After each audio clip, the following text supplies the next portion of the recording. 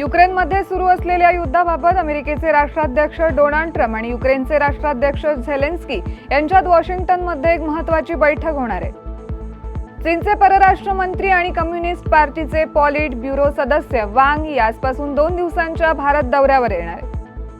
लोकसभेने आंतरराष्ट्रीय अंतराळ स्थानकावर पोहोचलेले भारताचे पहिले अंतराळवीर कॅप्टन शुभांशु शुक्ला यांच्यावर विशेष चर्चा केली आहे, ज्यामध्ये 2047 पर्यंत विकसित भारतासाठी अंतराळ कार्यक्रमाच्या महत्त्वपूर्ण भूमिकेवर लक्ष केंद्रित केलं गेलं आहे। उपराष्ट्रपती पदाच्या निवडणुकीसाठी एनडीएचे उमेदवार आणि महाराष्ट्राचे राज्यपाल चंद्रपुरम पुनोस्वामी राधाकृष्णन यांनी पंतप्रधानांची नवी दिल्लीत भेट घेतली आहे।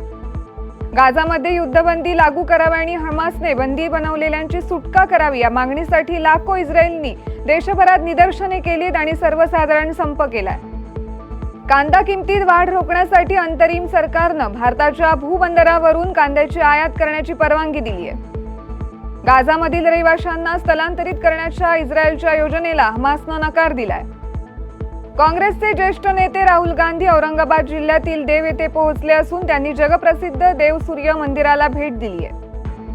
कोविड-19 साथीच्या आजाराच्या सुरुवातीला 1800हून अधिक ग्राउंड कर्मचाऱ्यांना बेकायदेशीरपणे कामावरून काढून टाकल्याबद्दल ऑस्ट्रेलियन फेडरल कोर्टानं क्वांटास एअरवेजला 59 दशलक्ष अमेरिकन डॉलर्सचा दंड ठोठावलाय।